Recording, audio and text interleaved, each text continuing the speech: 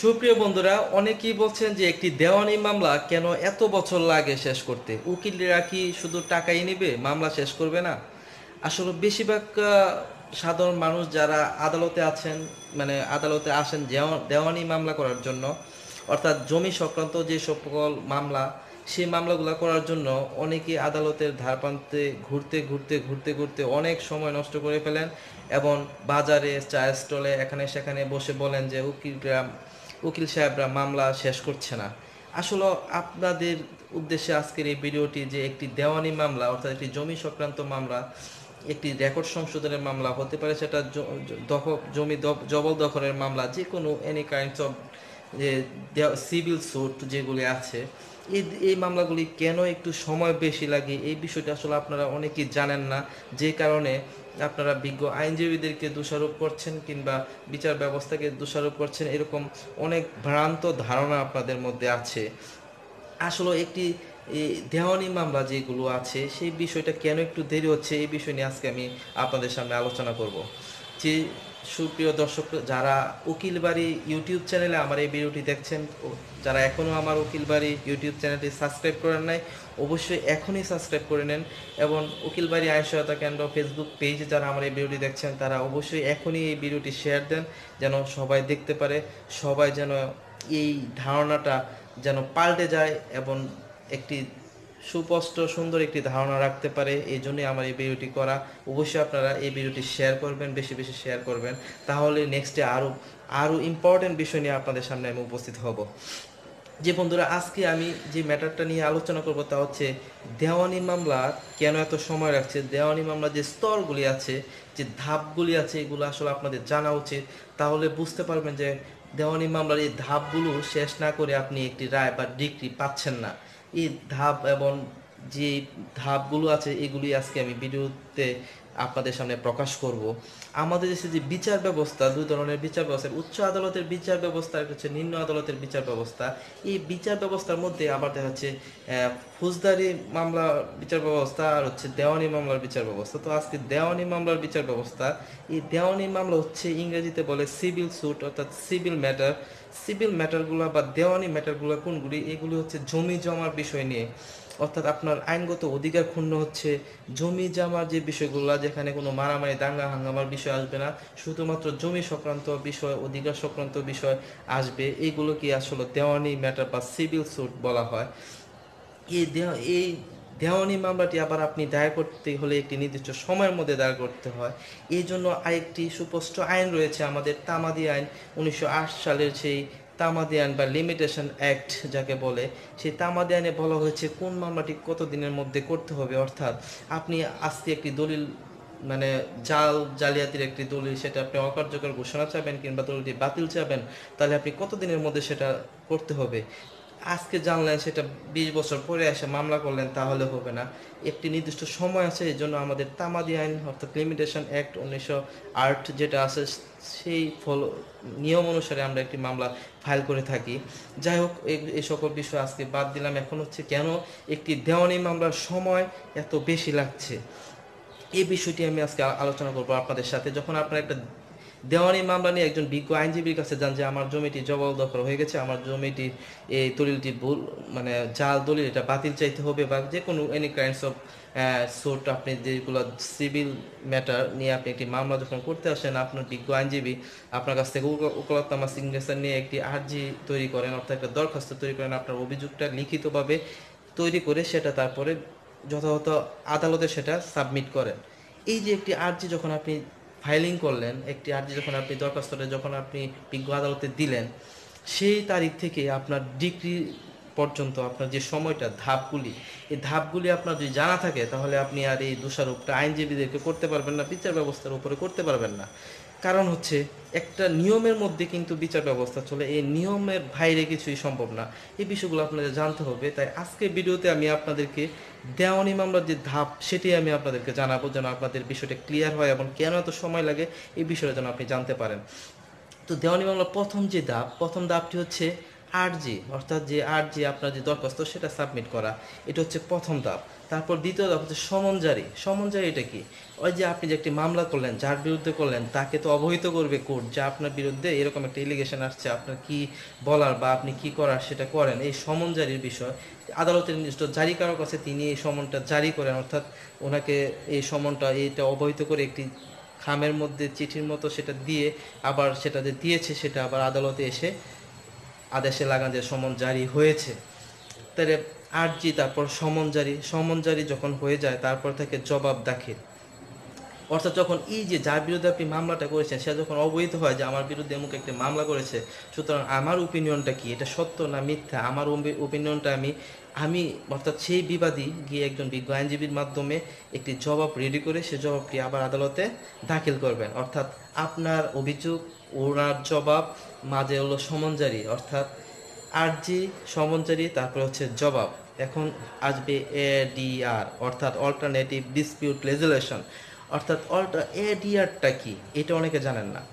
প্রথম আপনার সমনের জন্য টাইম গেল, দেখা যাচ্ছে যে আরজি দাখিল করার পর সমন জারি হতে অনেক সময় লাগে, 1 বছর লেগে যায়, জারি হচ্ছে না, বিবাদীকে পাচ্ছে না, বিবাদীর মানে ঠিকানা সঠিক না, এরকম অনেক সময় লাগে। কিন্তু যদি আপনি সচেতন হন, সে জারিকারককে দিয়ে আপনি অতি দ্রুতই আপনি সেই জারিটা করতে পারেন।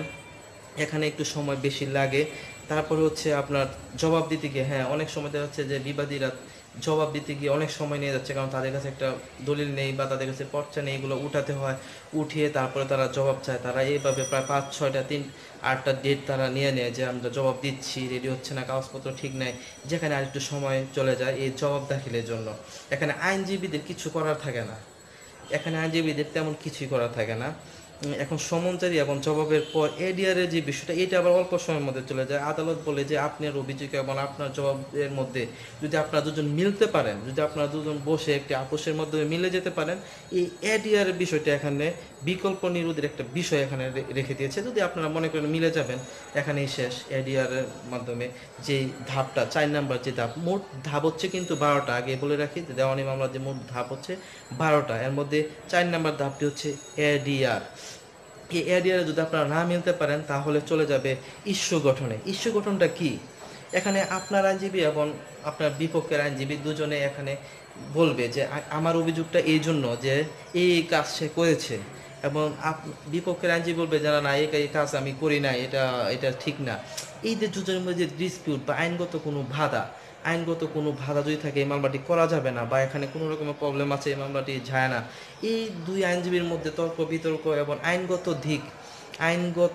দিক দিয়ে যে শুনানি করা হয়, সে শুনানির পরেই বিজ্ঞ আদালত একটি ইস্যু গঠন করে জানায় এই বিষয়গুলো বিচার্য বিষয়, এই বিষয়ে এই মামলার মধ্যে বিচার করতে হবে, এই বিষয় নিয়ে একটি ইস্যু গঠন করা হয়। সেটা অনেক সময় আদালত নিজেও করে নিতে পারে, কিংবা দুই আইনজীবী তারা লিখিতর মাধ্যমে তাদের ওপিনিয়ন দিতে পারে। এই ইস্যু গঠনও খুব বেশি সময় ব্যয় হয় না। তারপরে আসবে 30 ধারা তদবির, অর্থাৎ 30 ধারা তদবির কি? 6 নাম্বার স্টেপ। 30 ধারা তদবিরটা কি সেটা অনেকে হয়তো বা জানেন না। এটা হচ্ছে discovery and instruction. Discovery and ইনস্ট্রাকশনটা মানে কি?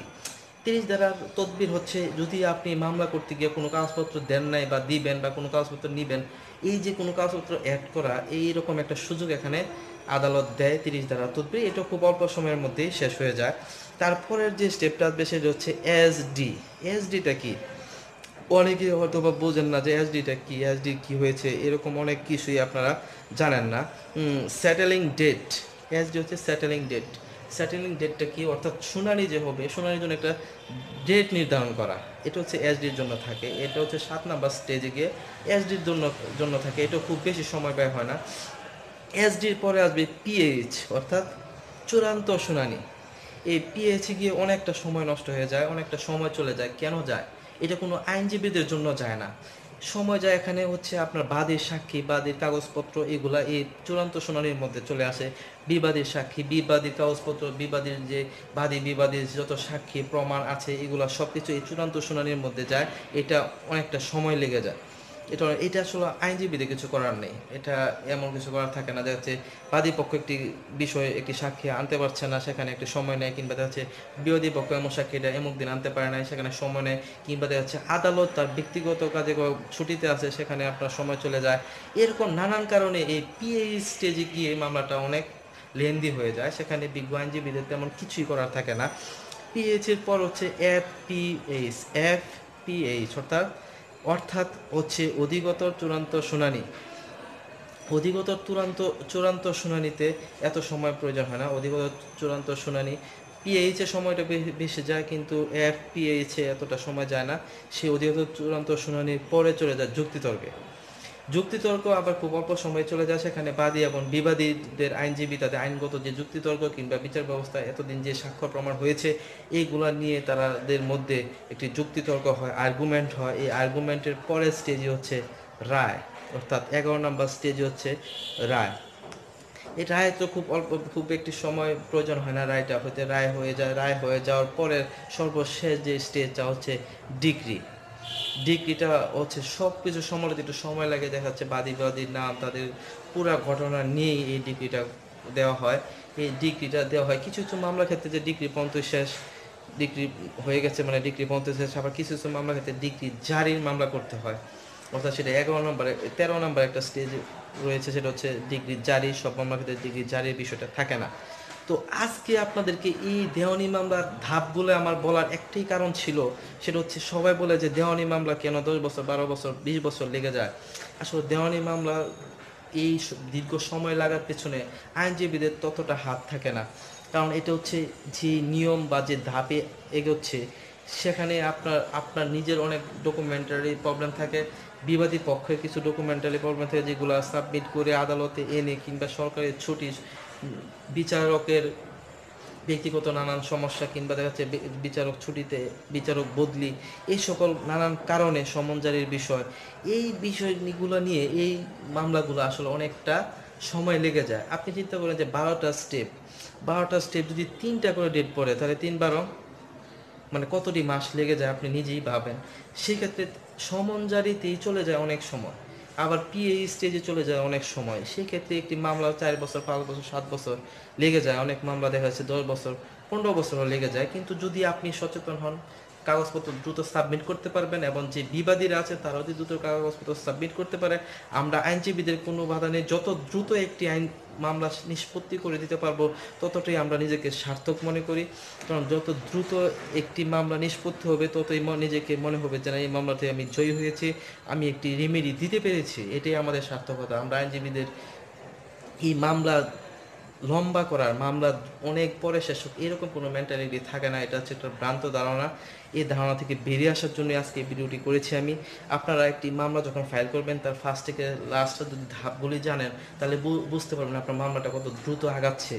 কিন্তু যেই নিয়মের কারণে এবং কিছু ডকুমেন্টারির কারণে হয়তো বা সেই মামলাটি কিছুটা লেন্দি হয়, এখানে আইনজীবীদের কোনো কিছু করার থাকে না। সুতরাং আজকে এই ভিডিওর মাধ্যমে একটি দেওয়ানি মামলা কীভাবে ফাইল করতে হয় এবং কী কী ধাপ অতিক্রম করে সেই ডিগ্রি জারি পর্যন্ত আমি আলোচনা করেছি। আশা করি ভালো লেগেছে আপনাদের এবং বুঝতে পেরেছেন। দীর্ঘ সময় ভিডিওটি আপনারা শুনেছেন, এই জন্য আপনাদের কাছে আমি কৃতজ্ঞ। এই ভিডিওটি সবাই দেখার জন্য অবশ্যই শেয়ার করবেন, অবশ্যই সাবস্ক্রাইব করবেন আমার চ্যানেলটি। আমি অ্যাডভোকেট কাজী হুমায়ুন কবির এই মুহূর্তে আপনাদের কাছ থেকে বিদায় নিচ্ছি। সবাই ভালো থাকবেন, সুস্থ থাকবেন, সুন্দর থাকবেন, সেই কামনায় বিদায়।